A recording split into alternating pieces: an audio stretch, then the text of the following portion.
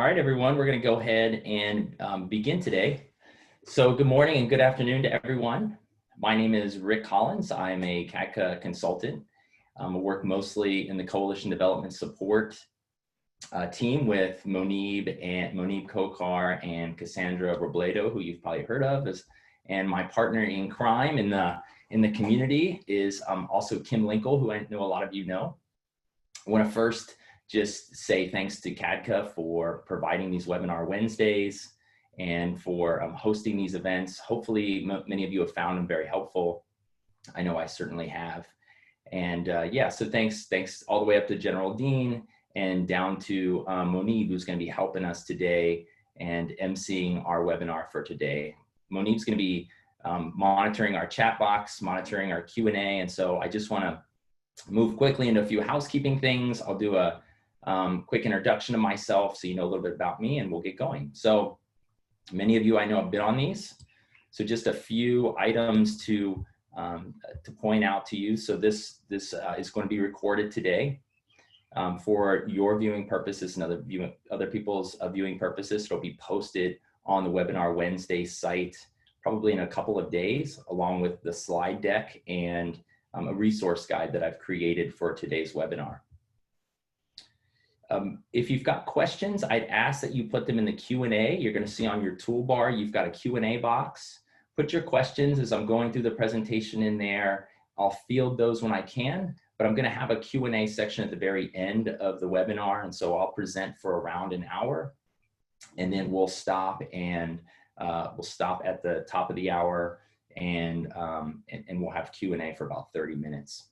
There's also a chat box. Feel free as I'm presenting away, if you've got resources as I'm talking that you want to throw in the chat box, that'd be really helpful to people. I'm going to ask you to use the chat box at times just to make some comments here and there about maybe things that you're doing, things that you're using, those types of things. I have a couple of polls today that I'd like you to interact with. And so when I pull those polls up, many of you have seen those before. I'll walk you through them. That's going to be another feature of today. And yeah, if you've got any problems, I've got a little script here I've got to tell you. Let me pull it up really quickly. I'm sorry. It's from Monib here. Let me see if I can find it. It's my CADCA script, and it says, sorry, gang. If you're having any technical difficulties, such as audio or video, please ensure you download the Zoom client and use it to access the webinar, as you may experience issues if accessing the webinar using a web browser. If you have the Zoom client downloaded already, please ensure your client is up to date. So if you're having those problems, check that out. Also, CADCA is going to be offering participation letters for this webinar. And I know many of you have already been in these and know that.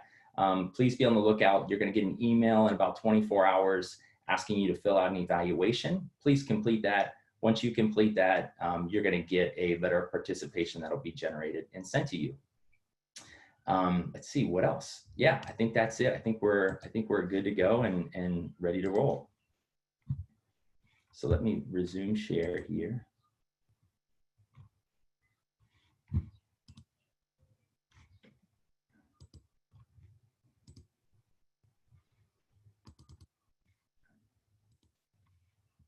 Okay, here we go. All right, so today's topic is going to be a little different than the other ones. We've had a lot of great webinars so far. If you've been on them, I'm sure you're well aware of them. A lot of people have been talking about, and I really recommend you go back and look at some of the presentations that's already been given. Angela and Dave Chevelle, Angela DeRay and Dave Chevelle gave a great one a few weeks ago around increasing protective factors during COVID-19. It included a ton of resources. They have a resource guide that's attached to the webinar that you can access. It has a lot of examples of creative things that coalitions are doing to engage their community. I highly recommend you go back and look at that if you were unable to attend, or download their resource guide and use that. Stephanie Strutner and Dorothy Cheney talked a lot about kind of the internal works of the coalition that coalitions could be doing together. things like, you know, what kind of capacity building activities could you be doing right now? How can you do some virtual recruitment? What about updating your logic model and your bylaws and things like this? And so a lot of the trainers have given a ton of those kind of examples of things that coalitions can be doing both internally and externally to their community. What I really want to focus on today is around a little bit different. I want to focus on the technology and how we can utilize technology to basically help us restructure our workspace. How can we kind of manage all of these projects, both our internal projects as well as external projects, like how we do our community events or our community campaigns. And so I'm going to walk us through some technology and applications that I use, that I have accounts for, that I hope you find helpful. And so we're going to be logging into my accounts and kind of looking at how I use those. So here's a little bit of our learning objectives for today.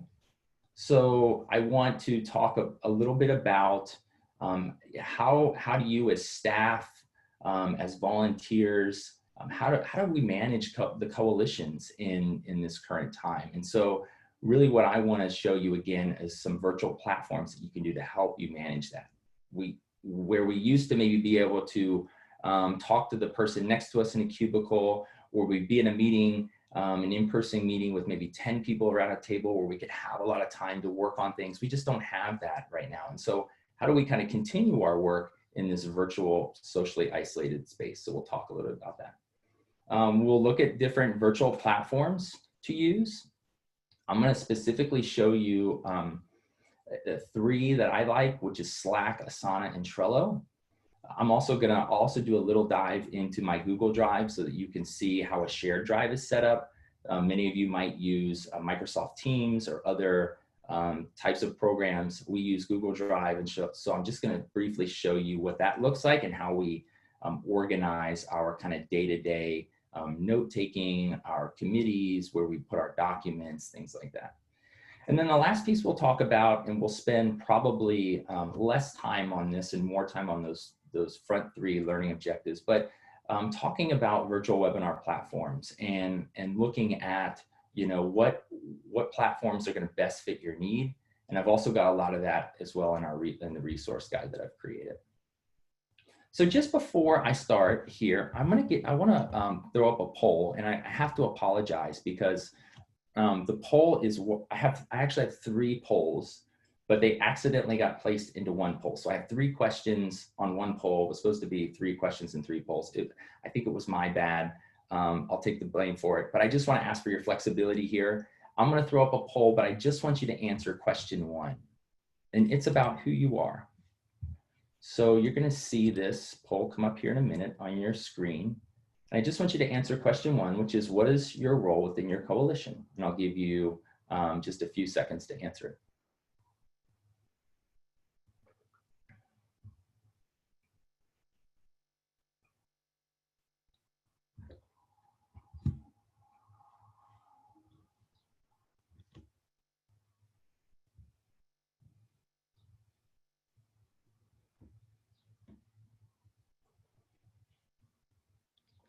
So we got lots of coordinators, it looks like, coming through, as could be expected.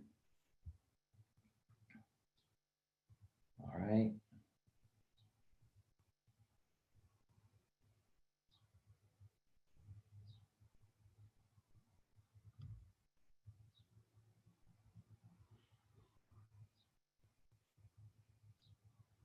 Give about another 10 seconds or so. We still have responses coming in. What is your role in your coalition?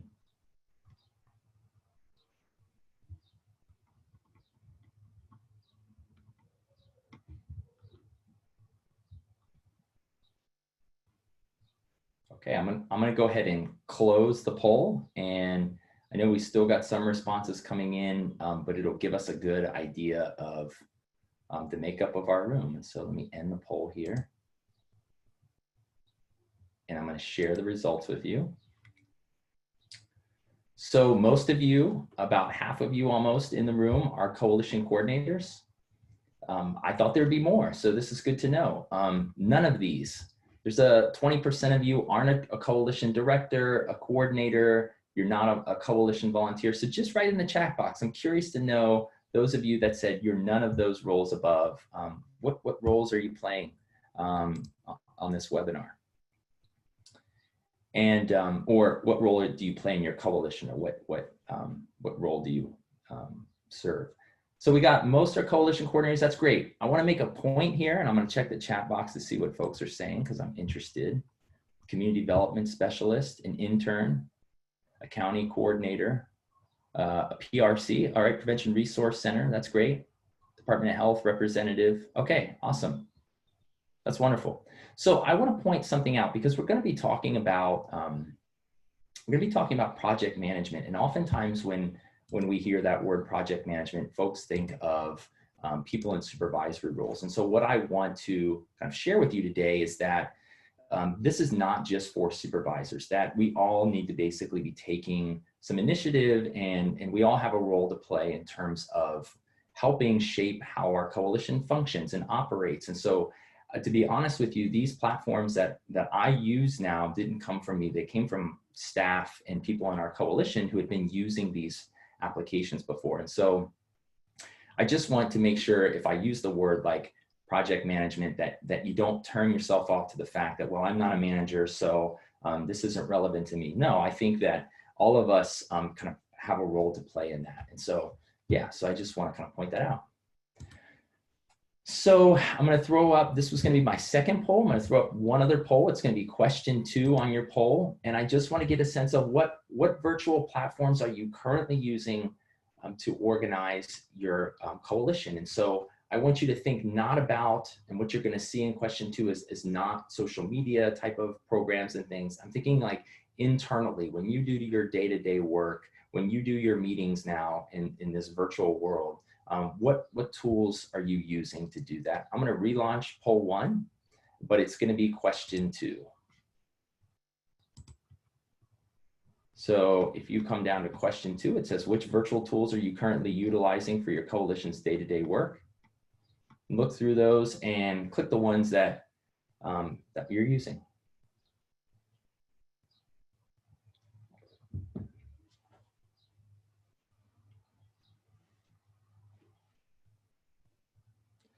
I almost got a lot of Zoom users coming up. I almost didn't put Zoom. I think unless you live on top of a mountain, everybody's used Zoom by now.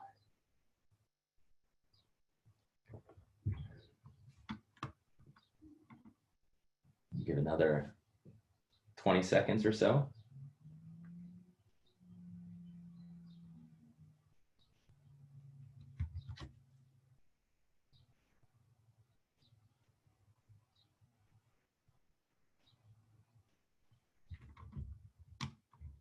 I just got texted by Monique that says, it looks like you guys have to answer all 3 to submit. I apologize for that. Okay, I'm going to go ahead and end the poll and share the results.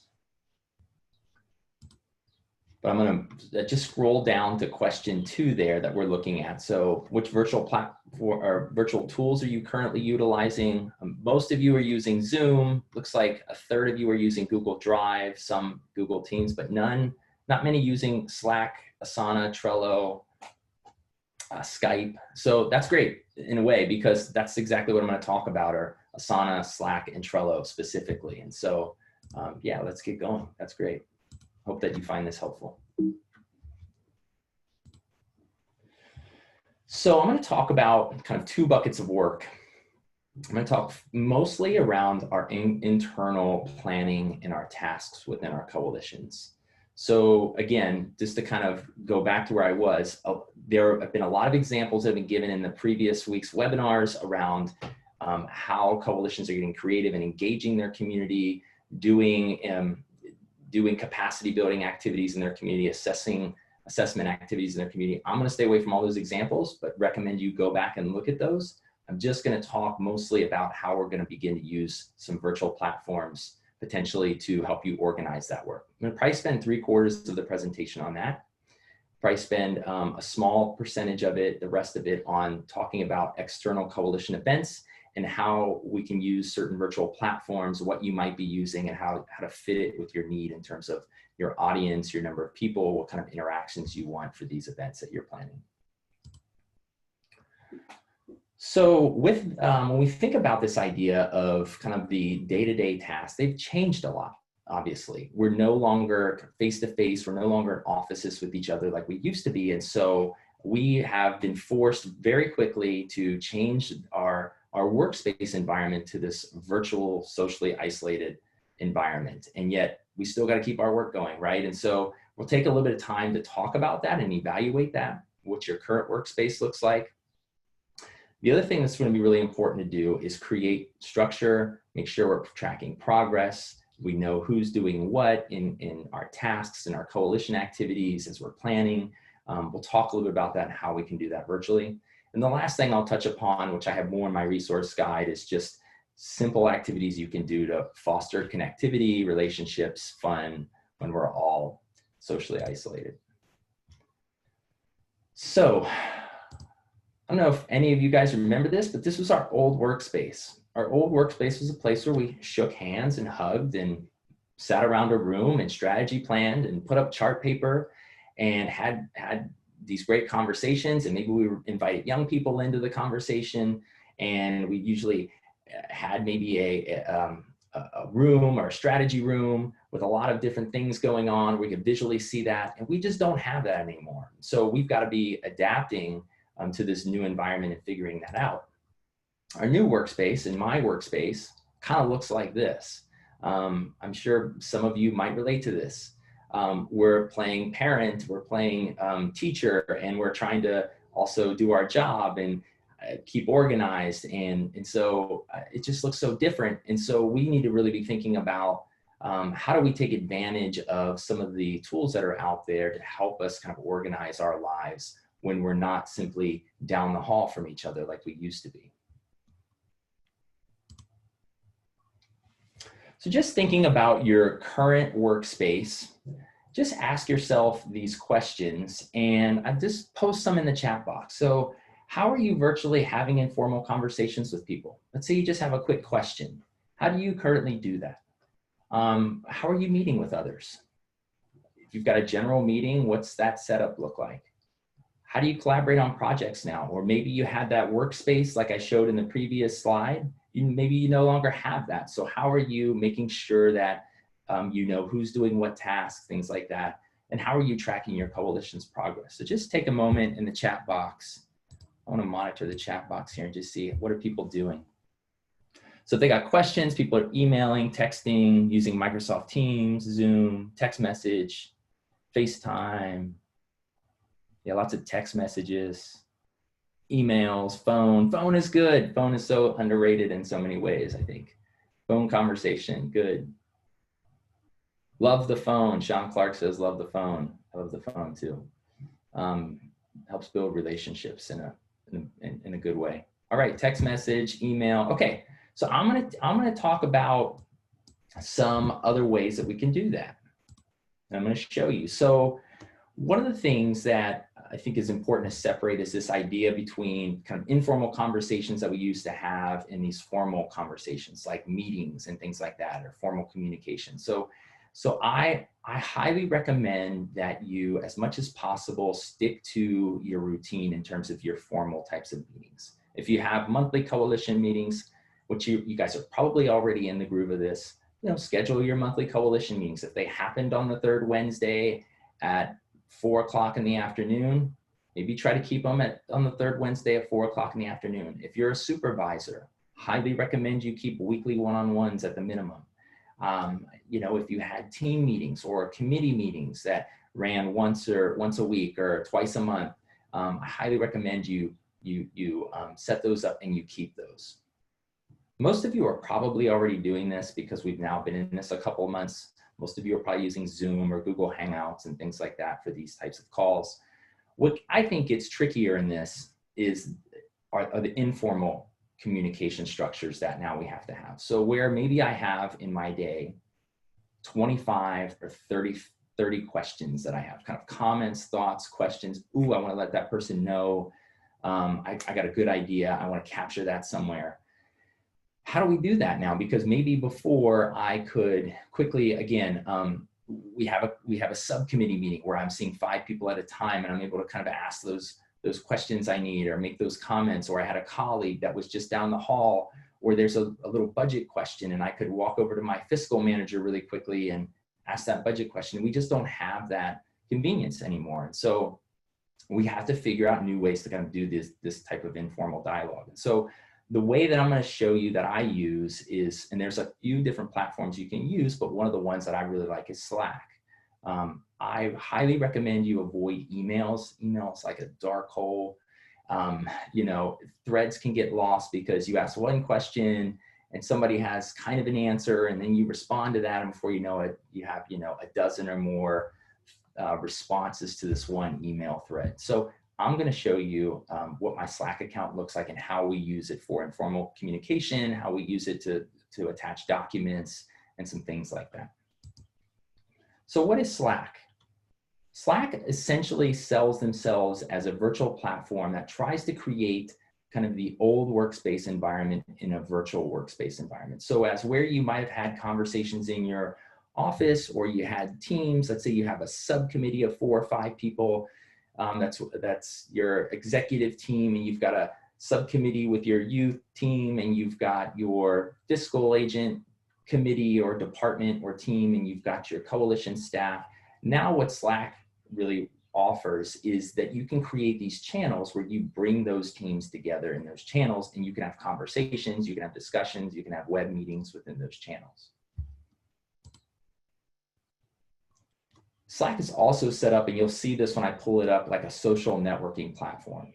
And so it just has that feel. If you're used to social network platforms, you'll probably be automatically comfortable with it. If you're not, I'm going to easily show you how easy it is to kind of navigate. I also want to say at the onset here that I am not a techie in any stretch. In fact, my wife, when I told my wife I was doing this webinar, she's like, well, you know, you're not actually that tech savvy. Why are you doing this? And after I felt offended, I said, that's actually a good point, because what I'm going to show you, you don't have to be tech savvy at. This stuff is really easy. So Slack has these name channels. I'll show you those. That's how you can kind of sort your teams out. It has at mentions similar to social networks, where if you put @Rick, for example, for my name, I'm going to get a ping both on my desktop app that I have for Slack, and I have it in my phone. So I'm going to get a phone ping if I'm out somewhere. It's going to say basically, you know, I've got a message. You can do direct messages with colleagues or staff or coalition volunteers. And then there's an activity feed as well, where you can share files and things like that. So I'm now going to take you into a quick demo. Again, if you've got questions as I go through this, throw them in the Q&A box. I'm going to keep my Slack open, so at the end of this presentation, I can go back if you've got specific questions, and we can look at it.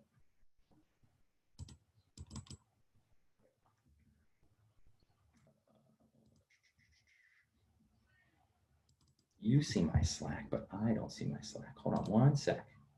Okay, here we go. You guys should all see my Slack account here.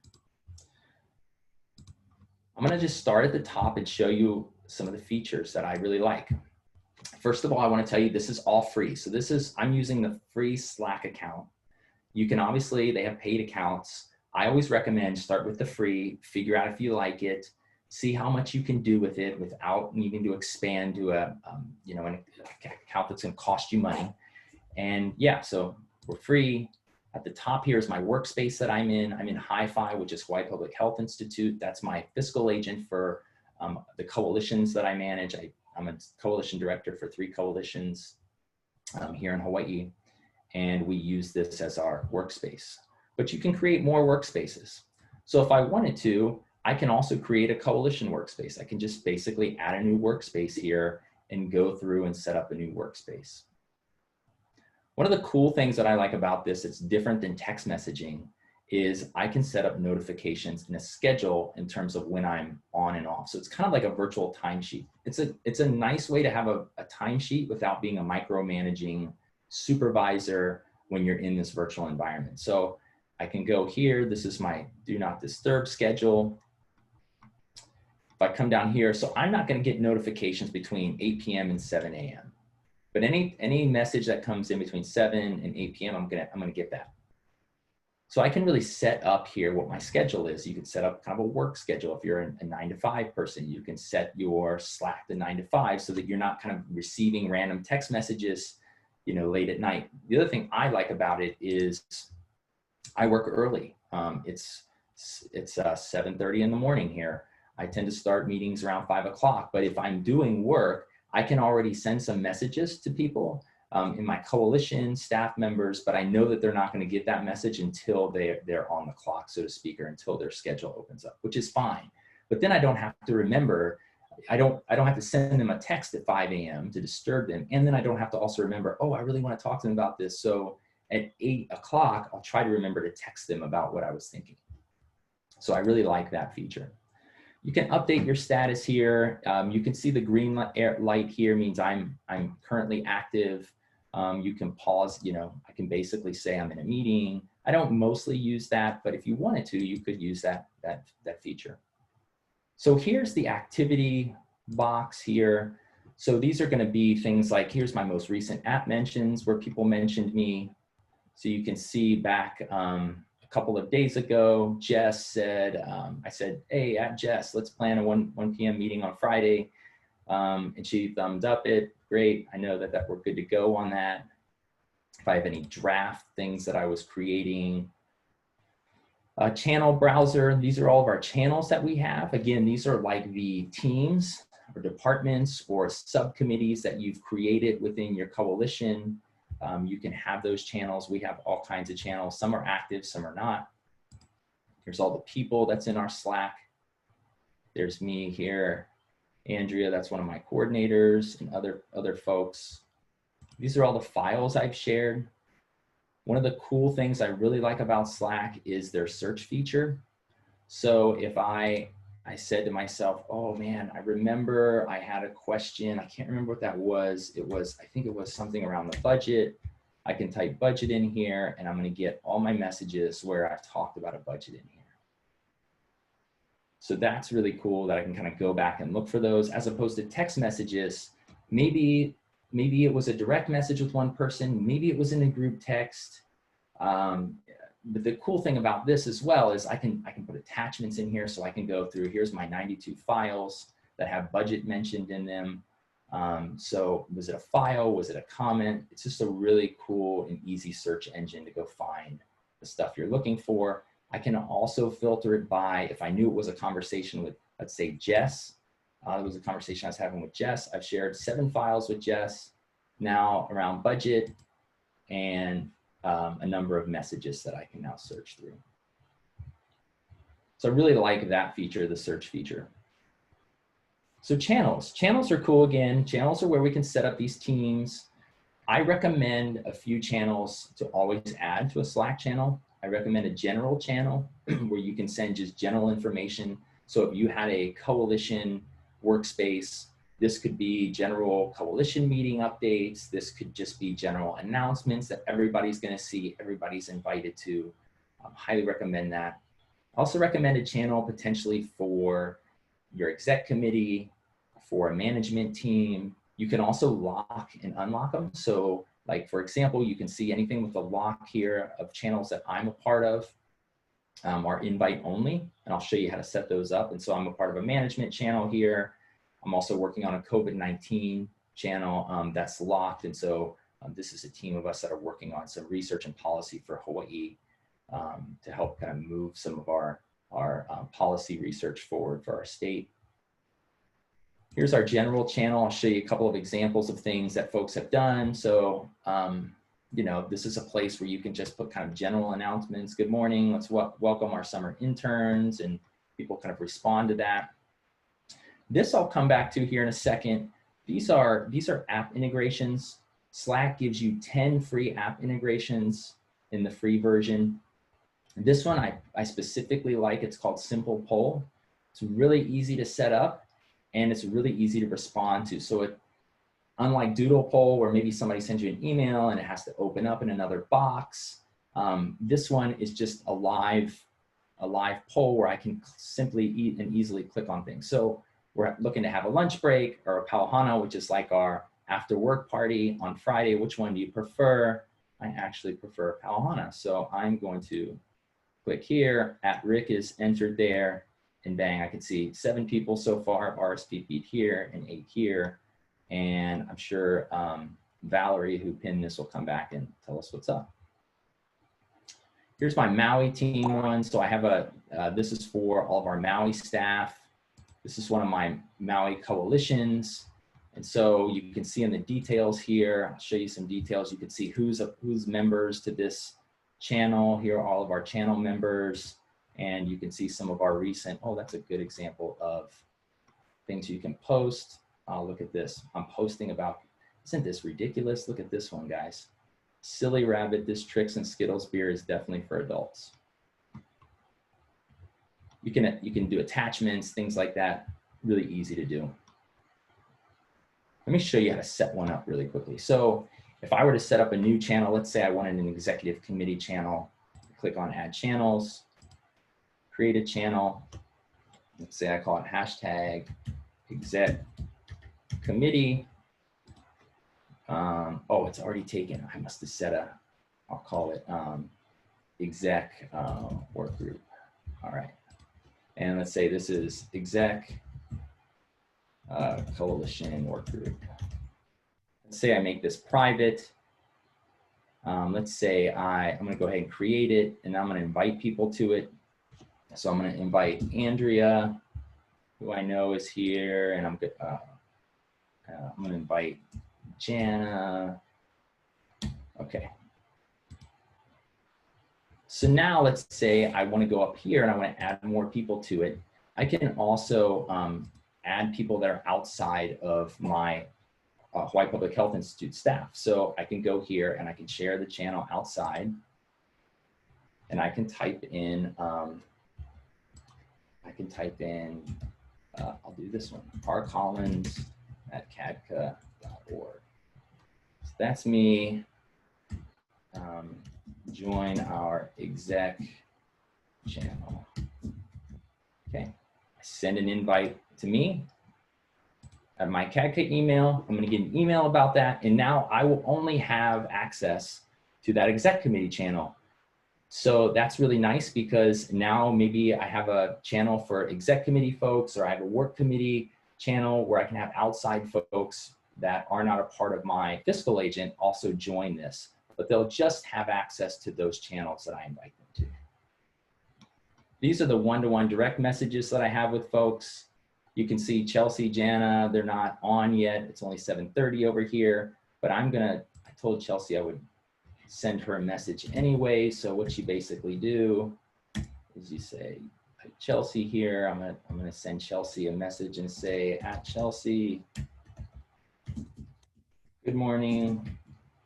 Here's the document you wanted. And I can go here and attach a document and easily share something. So I'm just gonna, let's see, I'll share something from I'll share our newsletter. Here's our newsletter about some cannabis initiatives we're doing, and I send it to her. Now, it's gonna tell me she's actually got her notifications turned off right now because it's only 7:30 in the morning. I can actually notify her anyways if it's an emergency, but I'm not gonna do that. She'll get it when she's on. So down here, these are extensions that you can add to your Slack channel. And so I've got a Google Calendar added to that where I can see what's happening for today. Here's some messages. These are some things coming up. Well, let me see. Today, here's some things I got going today later on. I can also, I've got Zoom integrated, so I can go right to the Zoom meeting here in my Slack channel. So that is, that's Slack in a nutshell. Please go ahead and write down any questions you might have in the chat box. I'll come back to that at the end of the presentation.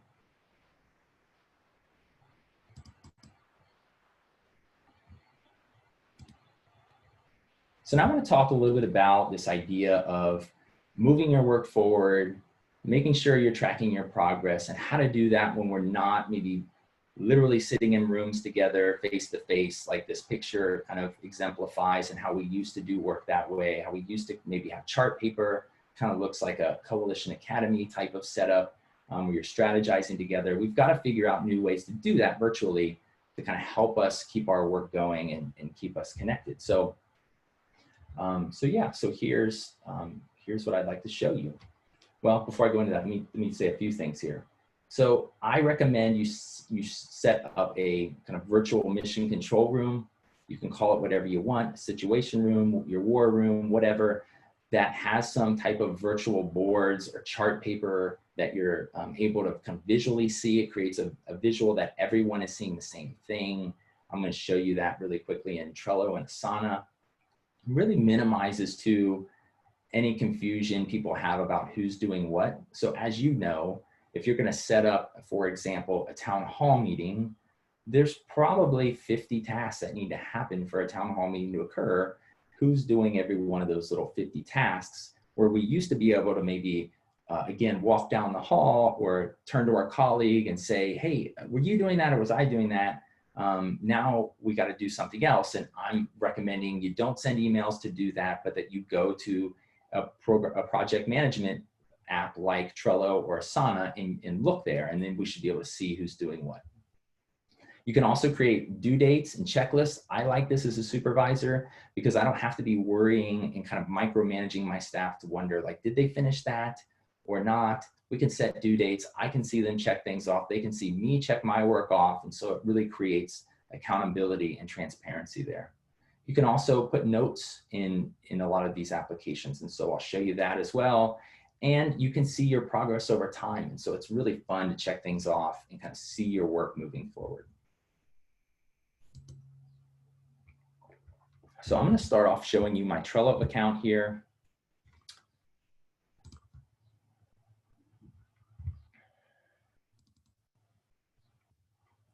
Okay, oh, my CADCA board. There's my CADCA board. Let me show you a couple of different Trello boards I have. These are all my boards here that I currently have. Here's a pretty good one that is set up that's campaign specific. So you can set these up in different ways. You could set them up simply as like virtual sticky notes that you have a to-do list to do. Some of my staff and some of my coalitions like that. Some other ones make a campaign specific board. This is an example of that. And so what we do is we're actually looking to pass a social host ordinance in about the next, we're introducing it here in a couple of months. And so we've set it up as a 10 policy action statement board, which you're gonna get familiar with. If you haven't been to the Coalition Academy, you'll learn that in week 3. So you see our 10 policy action steps across the top here. And then within each of those buckets of work, we've essentially added all of the subtasks that are required for that. So I'll just show you a couple of ones. So here's draft policy language. So one of the things that we had to do to get this social host ordinance ready is we actually drafted a social host ordinance. So we had a checklist here where we got endorsements for this social host ordinance. You can see here that I also met with Michael. I discussed civil versus criminal routes in our social host ordinance. I met with our county prosecutor, Guzman, to clarify this. And so you can see kind of the duties, activities that I had leading up to some of this, creating the ordinance. So, oh, here's another thing I can really quickly show you. So let's just say I'm in here and I go, actually, wow, we actually do have an ordinance now. And so what I'd like to do is attach this ordinance in here so we can see it. So I can go here, I can click attach. I can actually go into my Google Drive here. CDFY, issue brief, no. Policy language, and I can put, this is our most current draft.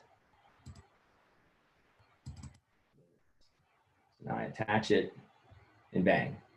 There's our current policy, it's in there. So that's a really cool thing because as you're working on documents, now everybody can see that, everybody has access to that. You can see members of the card. Here's who's working on this step. You can also, again, create that checklist. So if I want to add to the checklist, I can simply say, we'll just put it in the checklist here, and I'll put at Rick,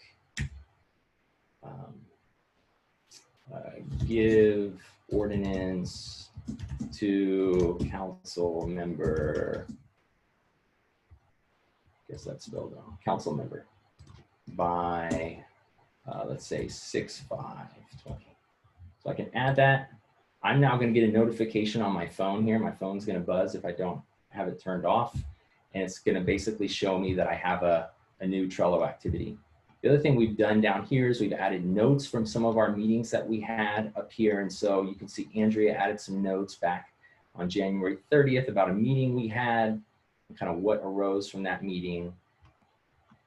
So those are really cool things you can do. You can add a due date to the card. So if I want to say our drop dead date for getting this ordinance together is going to be on Monday, I click save.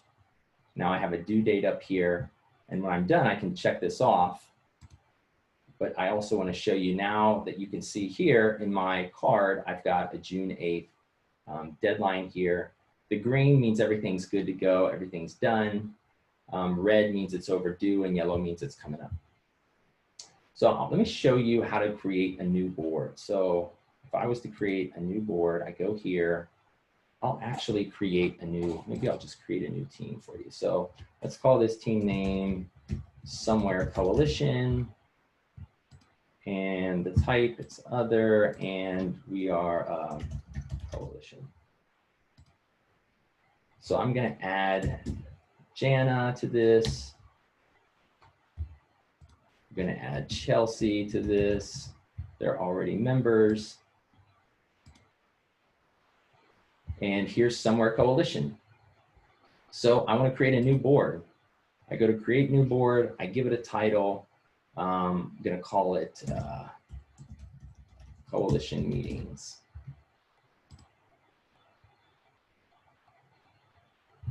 So I have the Coalition Meetings board here. So I can start and I can basically fill this in. Let's call this agendas. So now if I've got an agenda, I can click on here. Oh,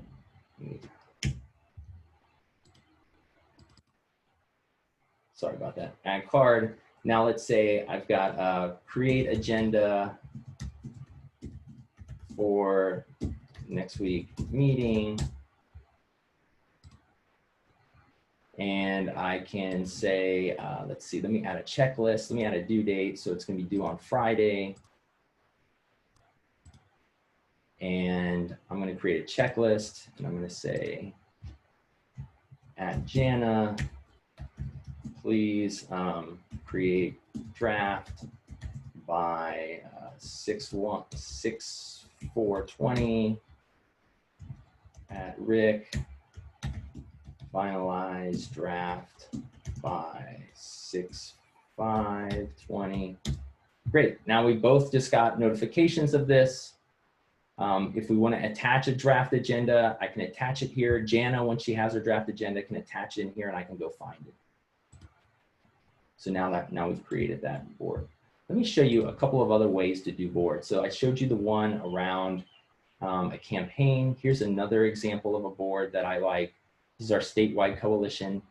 And they simply set it up by weekly tasks for the most part. They've got some kind of SPF things. Here's a community assessment one, but you can basically see what's happening week to week. Again, greens mean that they've completed it. Yellows means that they're coming up to date or due. And yeah, so let me go into one here. So here's an easy one to see. This is just how they create it. One card, almost like a virtual Post-it note. Create draft email to coalition, send to Rick by May 26th, done. And so as we go through our weekly meetings, our subcommittee meetings, we can just add these things in. You can also go to a calendar here, and you can see when things are due, when things are coming up, what things have been checked off. Here's our June so far. So that's Trello. So again, write your questions down that you have around Trello. I'd be happy to answer them at the end here when we get into Q&A. I'm gonna go in now to my Asana account. I have to admit, I'm less, less skilled at Asana because I don't use it. I did create an account to go through it. I did kind of practice this, so I'll show you how they look a little different and how you can use it. I actually, though, kind of on a personal note, I like Asana. It's just we started with Trello and I've stuck with it. And I recommend once you start on something to just stick with it. People get familiar with it. But I really like Asana, and I'll show you why. So I've got a test workplace set up here. I've already invited a number of people to it. And so here's my projects that I'm working on. So I got my social host ordinance project, and I have a list of things here to do. So we have a social host ordinance timeline. So I can go in here. I can go, okay, we got an introduction timeline. We didn't assign anybody to that. So let's assign Chelsea to that, and it's going to be due on Monday. So it's high priority. We really want to make sure we get this timeline done. So yeah, so that's it. So now Chelsea's been assigned, it's high priority. She's going to get a notification of that. Let's say we need a media advocacy timeline here now. I'm going to assign that to Jana. That's going to be due, let's say, on the 11th, and it's medium priority. That's good enough.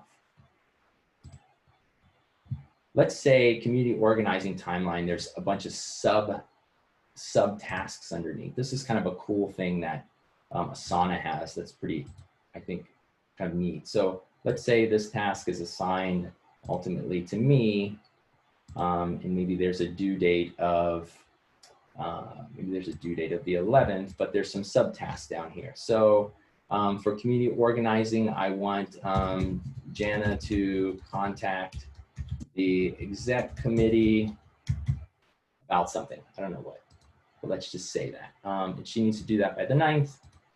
And I'm gonna ask Jana to do that. We've already had this discussion. So you can see, you can have this up. Say you're having a coalition meeting, somebody takes notes, somebody's just filling this in, right? And so let's see, Rick present timeline at June 15th coalition meeting. So that's going to be June 15th. It's going to be assigned to me. Good to go. So I can close that out. Now I've got these sub tasks underneath community organizing timeline. I can also switch this into a board style similar to what you saw in Trello. Just depending on the visual that you like, you can use the boards or you can use a list. Here's another example. Here's an exec committee task or board, I guess you could say. And here's just some items I threw in there. But you can see basically you can just create, new tasks as you want. You go up to plus. All right, I want a new project. I'll show you how to do a new project. So let's say I want to do one-on-one meetings with folks. So I can actually pick a template, or I can just start my own blank template. But let's say I want a one-on-one meeting. I'm going to use their template. I'm going to call it one-on-one meeting with Chelsea. I'm going to create it. And it's going to give me kind of tips and pointers of what I can put in there, but I'll have to override them. So it's going to give me subtasks. So learn more about one-on-ones managing with Asana. I don't need that, but what I really need is this is going to be assigned to me. And what the task is going to be is it's going to be schedule weekly one-on-one calendar, let's say. And let's say the subtask in there, I don't know that I need all these, but if I wanted to create a subtask, I could say, Chelsea, send one-on-one agenda prior to meeting every week. It's going to be due on the 5th, and Chelsea gets assigned that. So I can use some of their templates that they have. So we can talk about, this is what we want to discuss in person. This is what we're going to discuss offline. Here's our next steps. Here's our goals. I really kind of like that. So they're trying to make these templates really user-friendly. If I want to set up a new an entirely new workspace, I would go up here. I can create new workspace. Just show you what that looks like really quickly. So I call it coalition somewhere. And my members would be, again, Chelsea at hive.org. I'm just going to add one person here and create a new workspace.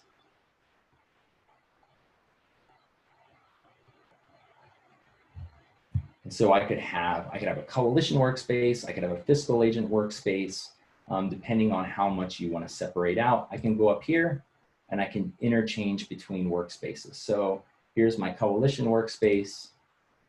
And back over here is maybe my other coalition workspace. So for example, I oversee 3 coalitions. So I could have 3 different workspaces for 3 different coalitions. And again, similar to Trello, you can set it up to where you have specific projects. You can set it up to where you have just to-do lists, whatever way kind of works best for you. They give you tasks that are coming up that are due, so you can see really quickly and easily, these are some things I have to work on. I can click on them. I got to schedule a meeting by tomorrow for the exec team. It's due for that, and when it's done, I can check them off here. I go, yep, scheduled that, made that. Woohoo, done. Sends flying unicorns, and now that's off my task list. So that's Asana in a nutshell. And again, take a few minutes if you've got questions about that. Happy to go through those at the end of the presentation. I'm going to run you through just really quickly. I know a number of you are using a Google Drive. I'm just going to show you briefly what my Google Drive looks like. One of the things that I like to do is kind of have these Slack, and I have Trello as kind of my communication and my project management applications, but I still need a place and a receptacle where we can share documents. We use Google Drive for that. And the way that we use that is we set up shared drives. I believe these do cost a little bit of money, but they're relatively cheap. So you can see here's all my shared drives within these are my 3 coalitions here, my East Hawaii team, my Maui team, my statewide team. I'm just gonna pick one. So here's my Maui coalition. And so you can see that there are 6 people that are a part of this drive. I can add people that I want to invite to this drive. And here are all of our shared folders. So let's say we have a social host ordinance thing that I just talked about in the Trello board and in Asana. Here's our different social host folders. We all have shared information and access to. It's really great because you can work on a Google Doc together. You can, again, upload your most recent documents so everybody has access to that. I don't have to be spending time emailing people documents that maybe I've created and saved in my own account or in my own computer. I can simply upload them in my drive and sync that to my desktop, and now everyone has access to them. The other thing we do here as well is why we use Trello to kind of move our work forward and chart out our projects and manage them. We also keep our notes here. And so here's our staff meeting agendas. We call them war room meetings. Apologize for that, but I can go back to here and basically look at some of those notes. And then what we do is we take some of those to-do action items and we place them in our Trello board. So that's Google Drive in a really brief, quick explanation. I really like it. Again, if I get hit by a bus, God forbid, tomorrow, they don't lose all of my documents in the computer. Also, if we're working on a shared document, I can see in real time what's happening with that. I can be inputting things in my staff, or the exec committee can be viewing that in real time immediately, and without me having to email them a separate document that then has 15 revisions and goes back and forth, and what revision are we on? We can simply have that together. I should show you an example of that. Let me show you a quick example. So these are all our, here's our war room meeting. So you're gonna notice it's in a Google Doc. You know, most of you may already know this. So this is our Google Doc. These are, so as I type in here, this is going to be shared and saved in real time. I can share this with members outside of our group. So if I wanted to send it to somebody who's not on our drive, I can easily share this with somebody, and I can give them privileges to simply view it. I can give them privileges to edit it. I put somebody's email address in, give them whatever privilege I want, and send it their way. Very simple and easy to do. And in an easy way when we're all virtual and remote to share and keep documents. So one last point here around fostering fun. Highly recommend that that you do this, and it's not just the supervisor's role. A lot of you I know have great ideas on this. I heard that the National Coalition Academy virtual events had a lot of these kind of really easy and simple team building energizer activities that were done. They're really simple things you can do. I have a lot of these in the resource guide that's going to be attached on the website that has some easy, fun virtual activities you can do. There's some examples like creating a weekly lunch. You can see that we have a lunch or a after work what we call Pauhana meeting scheduled with my fiscal agent. So just find ways, maybe in every meeting that you're having, if you're having a weekly meeting or an exec meeting, to find simple ways to do brief things that help, build that connection with each other. Maybe you don't like yoga and you don't do group yoga like this meme suggests. That's fine. Do something simple like do a desk show and tell is a good example. So I would look around my desk. I find something that I think is interesting to share, like the fact that I love coffee. And this coffee mug, I also like collecting coffee mugs. This one is from the Inn of the Governors in Santa Fe. And this was from my honeymoon. So when you're in Hawaii, you honeymoon on the mainland, even though when you're in the mainland, you honeymoon in Hawaii. So we went to Santa Fe, and I highly recommend Inn of the Governors if you're in Santa Fe. So that's a really quick way. Now you know where I've honeymooned, you know a little bit about me. I have some fond memories of that here in our meeting, and it only took 30 seconds. Again, go back to the resource guide. I don't want to go into a lot of detail about those, but I want to just stress and emphasize it's really important to have those. So I just want you to take maybe 2 minutes or so and just do some self-assessment here. So after you've seen what I've showed you, just answer these questions about your coalition, your group. So what are we doing well in terms of virtually managing the coalition and team and moving our work forward? Where could we make some improvements? What platforms could we potentially utilize to help make these improvements? And what resources do we need, and how should we begin? So I'm going to give you just 2 minutes to maybe get out a piece of paper and pen, or pull up a document on your computer and jot down some answers.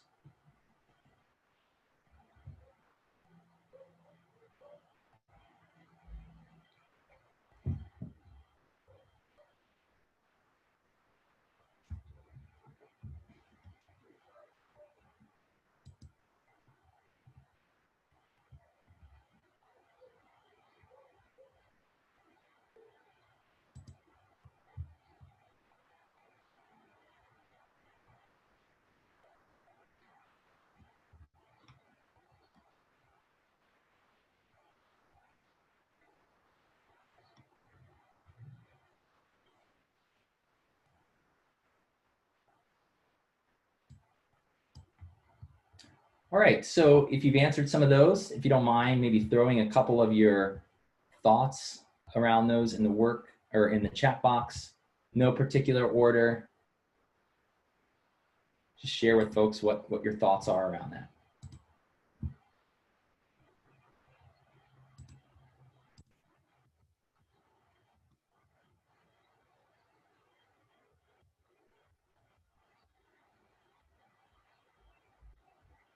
Share a comment or two, maybe something you're doing well, maybe an area you could make an improvement,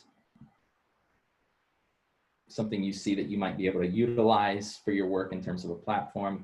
So Rachel says, gonna try Trello.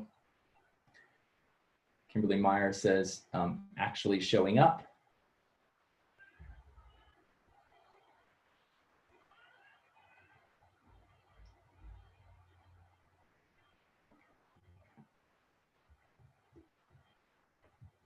We use Trello and GroupMe for in-office. Yeah, GroupMe's, I've heard a good one too. For in-office communication, we will be implementing it for the coalition. We need a Rick Collins too. Kimberly said, oh, I don't know what that means, but thanks. I'll take it as a compliment. We're going to try Trello. Diana says we're going to try Trello. Claire says, I'd love to try Slack for increased communication with our coalition members. That's great. Michelle says educating coalition members on different virtual platforms. Burnout is common. Yeah. Thinking about the challenge of getting some of our coalition members to use project management platform. Thinking it needs to be a slow intro, maybe one person in one project at a time. Yeah, I think that's a really good comment. You know, there is some, I think, level of burnout with our virtual, world now that we're so socially isolated, and it's really challenging. I do acknowledge that, and I do think you do have to balance some of that virtual burnout with,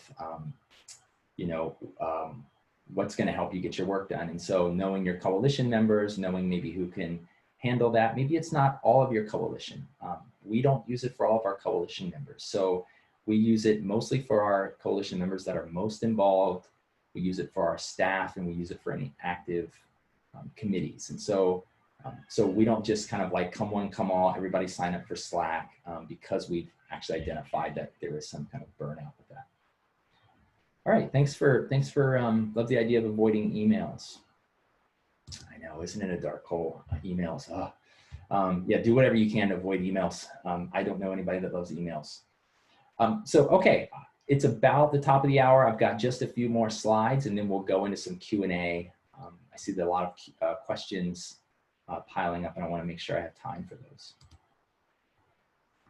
So I'm going to spend just a few minutes talking about some platforms and applications, programs you can be thinking about when you're doing your actual events, so your external activities. And so these could be if you're running your campaign, or you need to have, you're doing a town hall meeting, or you've got some youth event that you're running. How do you kind of make a decision about what's the best platform for you? So we'll talk briefly about that. I'm going to show you what your options are, and I've got more in the resource guide on that.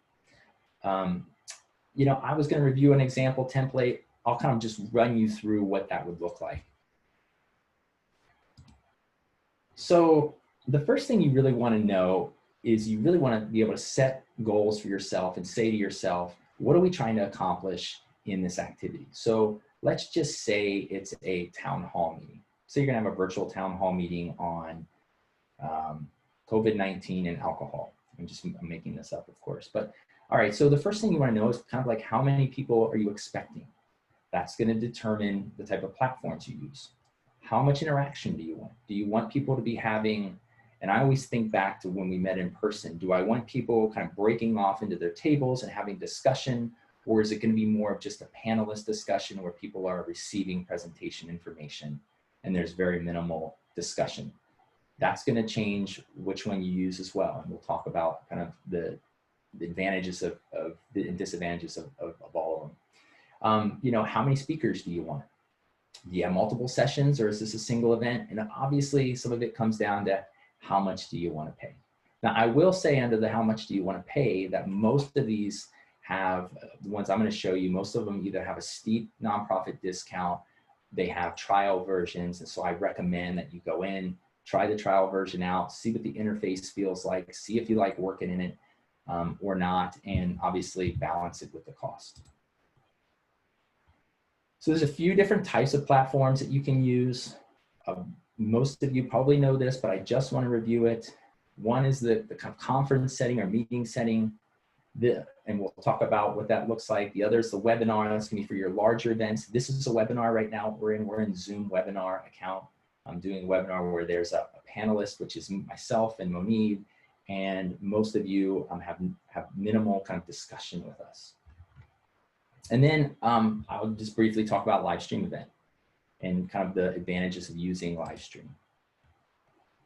So unless, again, you've lived on top of a mountain, you've been in one of these rooms that look like this. This is your Zoom meeting room, which is different than the Zoom webinar room. So what we're in now, again, is the webinar. So again, think about if I'm thinking of a town hall meeting, and I'm saying to myself, I'd like, 100 people there, and I'd like some discussion, but I don't necessarily want to do breakout rooms. Then you might not want to use this meeting. You might not want to use the meeting format, because one of the cool things about the meeting one is you can have those breakout rooms and things, but if you're not going to use them at the town hall meeting, then maybe you don't use this. If you're looking at a town hall meeting, the other questions you might ask is kind of how much control do you want of the meeting? So when you're in a meeting platform like Zoom meetings or a GoToMeeting, there's a lot less control you have as the host. And so you can mute people, but people can unmute themselves usually. You can put people in breakout rooms. And so they're really meant for more robust discussions. Webinar events tend to be used for larger audiences and larger events like this one. We've got 301 people on right now. And so we're not going to use a meeting platform for this because it's just too large of a group to manage. This is mostly a presentation style. It's going to allow for some discussion. You have a Q&A box that we can use and have some interactive discussion. I can unmute you. You can ask discussions, things like that. But I'm mostly controlling the meeting. And so for something like a town hall meeting, this might be more of a setup that I want, because I don't want it to kind of get out of control. I may not want people going into breakout rooms, but I want them to participate. And I've got a few panelists I want to talk. This type of platform, webinar platform, might be the best fit for me. This is an example here of Demio. I'm going to give you a few other webinar programs that you can also look into. I really like Demio because I just think that their interface here is really nice. It's really easy to kind of view. There's a couple of really cool features about Demio that you don't have on things like Zoom webinars. So let me just talk briefly about a few of these. And again, there's more details in the resource guide that you can find on the Webinar Wednesday site. Should be posted in a day or two. But let me just run through a few things. So Demio, I like Demio because of that. Like I said, the interface is really good. There's a couple of cool features about Demio. If you need to have feedback forms from your presentation, similar to this presentation we asked, please send your feedback forms. But Zoom doesn't allow me to actually give you that feedback form in the webinar, where Demio does. So in Demio, if at the end of this meeting I say, please fill out the feedback form, I can actually post the feedback form and it shows up as a pop-up on your screen, similar to the Zoom poll. You simply click through that, you answer that survey, you click submit, it's done. Now when I close my webinar, I've already got my survey. So if some of you are looking at, you need pre-post tests or surveys after your events, Demio can be good in that way, because you don't have to track people down after. You don't have to send the email afterward that not many people respond to. I really like that about Demio. Demio also gives 50% off to nonprofits. I think that's a really it's really solid. That all of them are going to have their different kind of features and how many people you can have and how many people can host. Look into that. But Demio is 50% off. You can't seem to find it online, but I just contacted them and somebody emailed me within about an hour and said, yes, we've got a 50% off rate for nonprofits. Crowdcast is pretty cool. It's got a really low barrier to entry. If you go on the Crowdcast website, you can actually enter into some webinars that people have. So I recommend that you just go and actually look and demo Crowdcast for yourself. Go to crowdcast.com. On their webpage, there's people that are just hosting live events right there. You just click in them, you put your name, your email, and you're in the event. And then that way you can kind of look, you can navigate it. You won't be able to see what it's like as a host, but you can see what the interface looks like. A couple of interesting things about Crowdcast is they let you do donations. You can purchase items in it. So if you're doing some fundraiser, people can just donate while they're in the event. Some people might like that. GoToWebinar, I like GoToWebinar if you're needing analytics, if you want to know how many people participated in your webinar, if you want to see when the peak period was that people were on the webinar, when people started falling off, you need to be analyzing your webinar in that way. GoToWebinar is really good that way.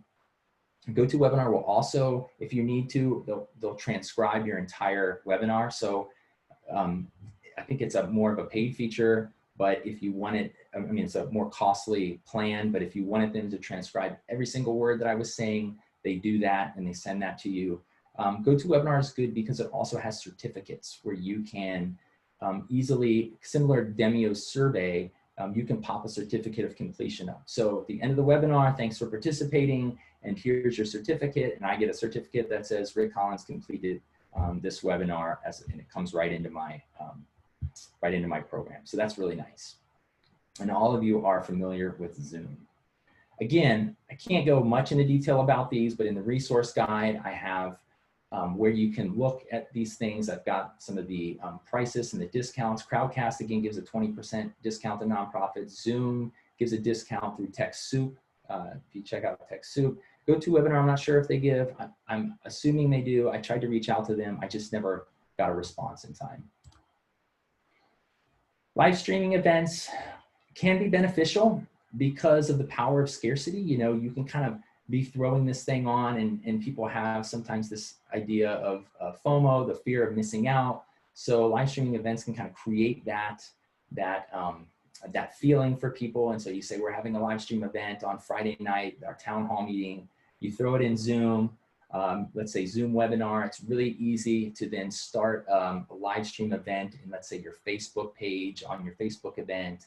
And now you can be recording it in Zoom where people can view it afterwards, but you can also have a live event. What's really good about live events is there's no RSVP needed. And so the barrier to enter is really easy. I simply maybe can be on my phone or on my computer and I see, oh, the coalition here is live right now in a town hall meeting. I click on that and I'm going to see the live event. So I don't have to go look for a Zoom link. I don't have to have signed up beforehand. So that barrier gets kind of reduced. Again, a little more in the resource guide around that. These are general tips. You know, turn on your camera, dress nice. You guys all know this. I think the biggest one is look into your camera and not at the people on your screen. When you do that, it just is disorienting because it just doesn't look right. And so I know we're in meetings, you want to look at the people on the screen, try to look at your camera. Some of my colleagues have said they put pictures behind their camera of their family and things to help them do that. Keep your conversation flowing, and just remember that you're having basically a one-on-one conversation times your audience. So I'm just having a one-on-one conversation with every single one of you in your office or room. That's all it is. And that might help reduce some of your anxiety, that I'm only talking individually with 288 of you essentially right now that are on. So that's just some quick little tips as you think about and do some of these events within your coalition. Get on the CADCA community. I want to throw my CADCA pom-poms up and say, if you've got things to share, if you've got good ideas, if you've got questions. I know a lot of the CADCA trainers, myself, the staff monitor this a lot. A lot of people are participating in this across the country. You say, hey, I got a great idea here. I'm using Asana. Here's some cool tips or whatever, or help me. We're trying to organize our work better. You know, throw it up in a discussion board and you're going to get a lot of responses from people. You know, so use it for, there's just a lot of things you can use it for. It's really easy and simple to start a discussion, and you'd be surprised kind of the resources you can get. So I just wanted to do a little shout out around your CADCA community as you think about this webinar is not kind of a one and done deal, that we can kind of continue the conversation in the CADCA community. One more shout out, I just want to say virtual midyear is happening July 26th through 30th. Registration is open. I know a lot of you are excited about this. I think it's the best conference that they put on. I really like it because it's a deep dive into training. I'm going to be training with Dorothy Cheney on some things, Dylan Ellerby. So all of your CADCA trainers are going to be there virtually, live and in person, and it should be good. So yeah. Go sign up, register, do it now. All right, I went a little over, but we've got about 16 minutes left for some question and answers. And so I want to go do some Q&As.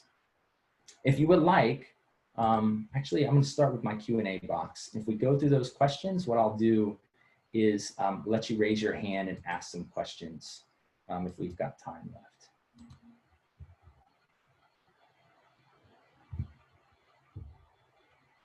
Let's see.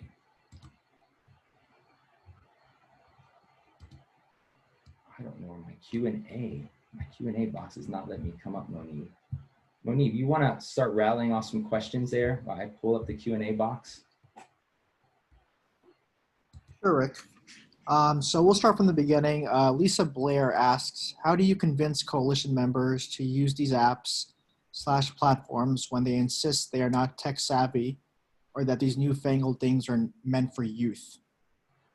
That's a good question. Lisa Blair, what's up? Lisa Blair from Honolulu. Thanks for joining me early. Yeah, I think, and I think that's a really good question a lot of us kind of wrestle with. I think use it strategically. Again, I don't think it's a tool that you necessarily have to require all coalition members to join or use. I simply see it as a way to help you streamline your work and get work done. So think about who is going to be most involved in some of that work. And so example that I have is that our Trello board is shared by the staff, shared by the exec team. And if we create a subcommittee that's going to be doing a lot of work, we'll share it with them. Some people use it and some don't like to use it. And in those situations, mostly what we do is we still track the work that needs to be done, but they aren't necessarily the ones that are signing in and checking it off, right? So as we're meeting, I might be filling it out and saying, well, Dennis said he's gonna write a letter to the editor for our media plan. That's great, thank you so much, Dennis. I'm gonna make a note of my Trello about a timeline, and Dennis is gonna get back to us in this amount of time with the letter to the editor. But Dennis is not necessarily signing in and doing it. The staff might be doing it, or my exec team might be helping monitor them. So I hope that answers some of it. I would go with the low-hanging fruit of people who are going to be doing work and are interested in this. All right, moving on. Dina asks, if you want to use Slack with the LWC, not sure what she's referring to there, but everyone has to have an account as well. So if you want to use Slack, does everyone have to have an account?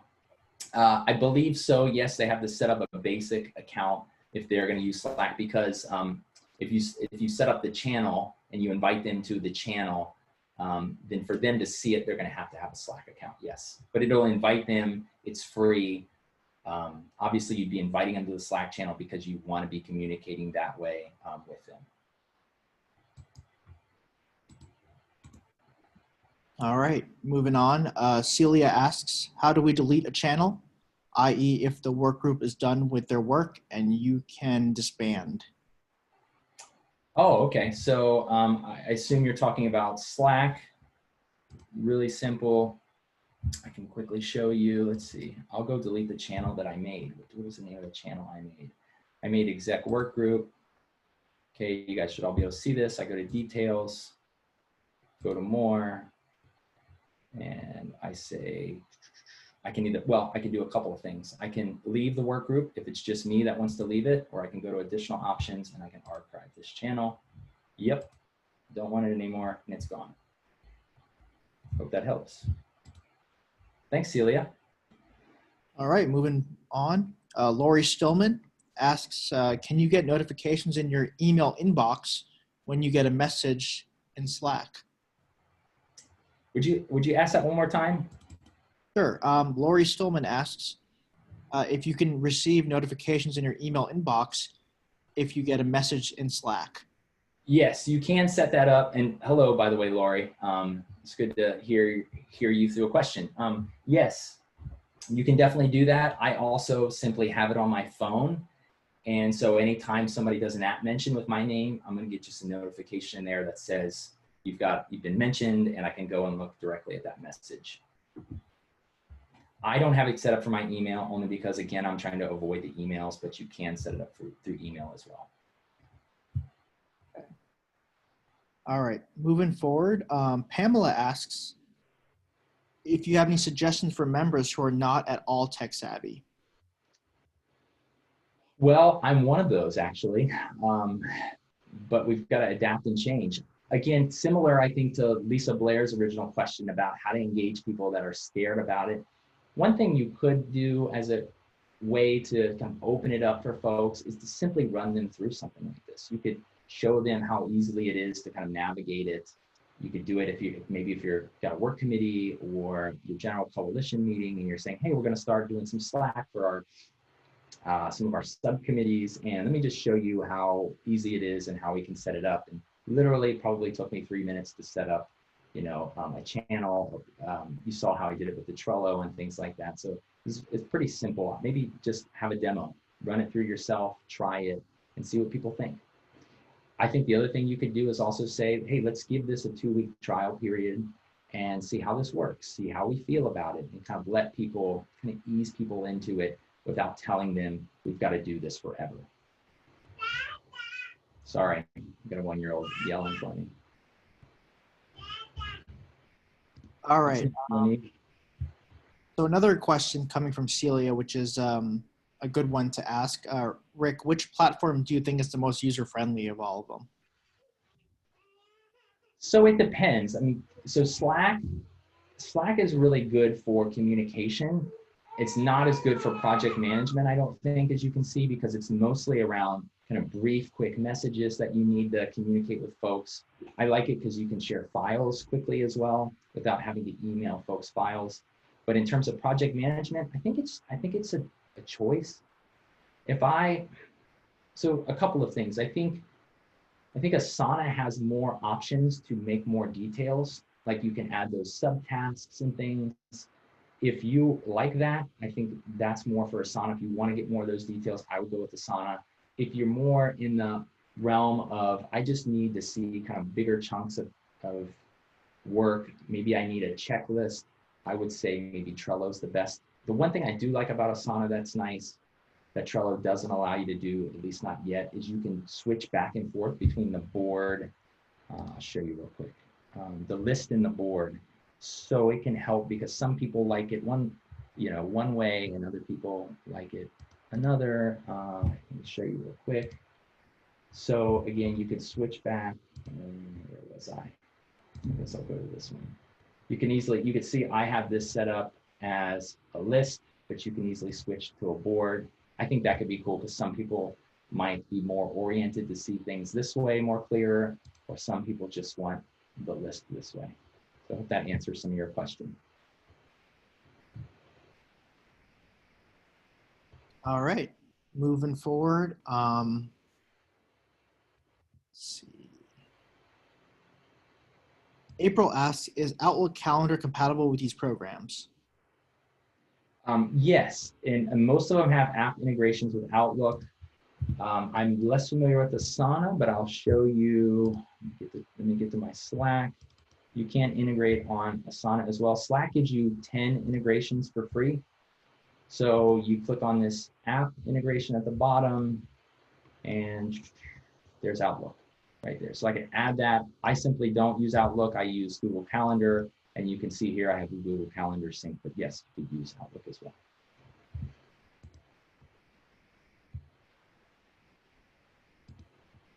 All right. Darian asks, in reference to going virtual during COVID, did your company start out with Slack or did it incorporate it later on? And yes. I'm sorry, did you finish? Did incorporate later on. What was the learning curve / setup that your entire team had to go through? Yeah, that's a great question. So we actually had it pre-COVID because I have 2 other remote coalitions right now, and I have a remote fiscal agent. So I'm on the island of Maui. I've got 2 other coalitions on 2 different islands and our fiscal agent on an island. We have been using Slack since our coalition went under that fiscal agent, so probably about almost 2 years. We so our startup and the way that we kind of got on board with it is during a general meeting, they basically did a demonstration similar to what we did. We had it as part of the onboarding process. So you could potentially do some type of onboarding process. Let's say you want to talk to your exec team and say, hey, we're thinking we want to have more kind of easy communication with you. Is it okay? Let's maybe look at a demonstration. I'm going to show you what Slack looks like and we can have a discussion about it. So I think those kind of gentle rollouts where people can see it.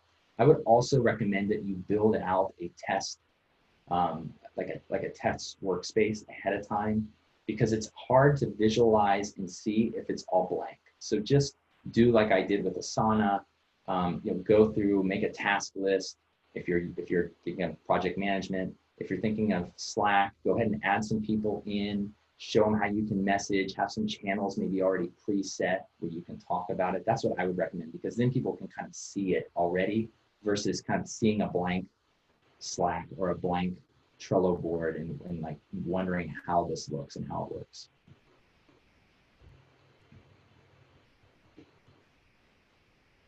All right. There have been a couple of people who've asked a question on this around the similar topic of, do you recommend coalitions using or starting off with one of these platforms versus multiple platforms? I think I would evaluate what you feel is the biggest need right now in your coalition. So I'd be thinking about, do I mostly struggle with how to informally communicate with folks, talk to my staff or colleagues, talk to my committees, my coalition members, or am I just lost in no longer kind of being able to track my work and I don't know who's doing what? I think I would try to answer that question and then go with the software program that's going to work. And so the two really are communication and project management. Those are kind of the two different buckets. And so I would just look at where maybe you're mostly challenged and decide on which those are. So if it's project management, then you could look at Trello, Asana, or another. There's I think Monday is another one. I just showed you the two because they're pretty popular, the Trello and Asana. And I'd start there. So that's all I would do. And pick one. Pick one, stick with it, try it, set yourself a trial period, and just kind of try to stick to it for, let's say, 2 weeks and see how it feels.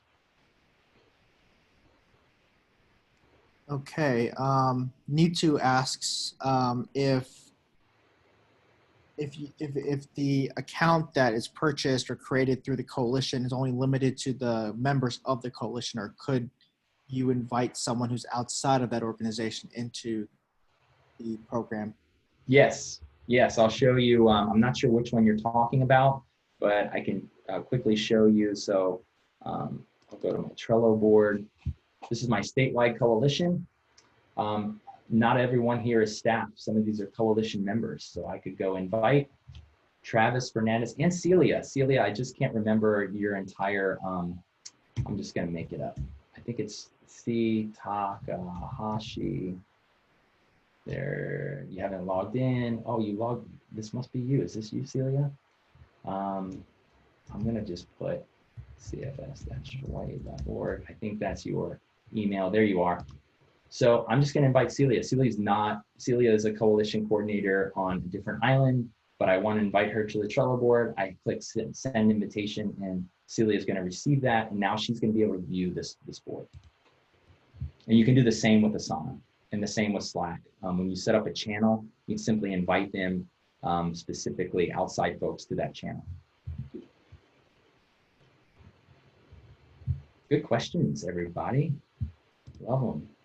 So I got another question in the chat from Betsy. Okay. Are you aware of anyone using their logic model and 7 strategies as the basis for project management in a virtual platform? I'm not, but I think that's a great idea, Betsy. You know, you could easily set it up as, I'm trying to think how you could do this. Let me wing this real quick. So you could create a Trello board that you call a certain risk factor. And so, gosh, I wish I could do it real quick. I'm running out of time. I want to make sure I get the questions, but you could make it your 2 different risk factors, or however many different risk factors you have on your board. I'm going to show you. I'm too tempted. I'm too tempted to do this. So let's say I want to create, I'm just going to create a new board. I'm not going to create a whole new team. And I'm going to call this board underage drinking. This is just what I'm thinking off the top of my head, but you don't have to do it this way. And you say availability and social norms. I'm making this up, right? So this is my risk factor. Under here, I could have my specific local conditions, and within that, so let's say this is local condition 1. I could go in here, and under local condition 1, I can talk about we're working on a social host ordinance for our local condition, which is going to be underage drinking, parties at homes, blah, blah, blah. And we're going to look at passing this ordinance. You see where I'm going with this? We're going to look at, maybe we'll introduce it on July 3rd in our county council. We got a lot of things we got to do though. So we got to create this checklist. And @Rick needs to ... I could fill it up that way. So now I've got my availability risk factor. I've got my local condition. I could add my assessment pieces in here. I could add what I'm going to be, my 2 pieces of data. I could add that in there and who's doing what. If I'm collecting use surveys, when are those going to be due? Who's doing it? So I hope that gives you a good example. I just want to pause really quickly. I know it's now the end of our session. I'm going to stay on for a few minutes as long as Monique's good with that and answer any other questions that come up.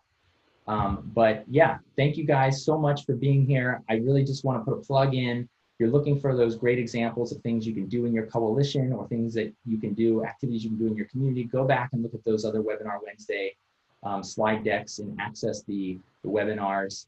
Check out the resource guide. The slide deck will be posted as well. And just a big mahalo and thank you to for CACA for putting this on. I'm going to stay on though, gang. And if you still want to keep going, I can go with questions. I'm going to actually stop sharing my screen, Monique, and I'm going to see if I can go into my Q&A box now. For some reason, I cannot open my Q&A box. I don't know what the deal is. Sorry, Monique, I'm going to let you keep going. No problem, Rick. Darian asks, do you have your coordinators create their own accounts for Slack and Trello, or do they coordinate their coalition communication and project management under your account? They create their own, and then they invite me to them. So that's just how I've set it up, because I want the coalitions to own how it looks, what the interface looks like. You can see that some of them are set up differently. So like, for example, our social host ordinance campaign, the coordinators work with the exec committee to set that up and to say, it makes sense for us to organize it through the policy action steps. So that's how they set it up. The statewide coalition, on the other hand, says we'd like a weekly to-do list. That's really what we're going to be focused on right now. It's how we want to set up our Trello board. So I let them do that, and I'm just a participant on the board. So that's how we set it up.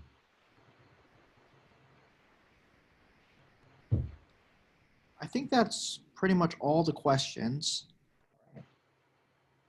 Excellent. Well, great. Well, thank you, everyone.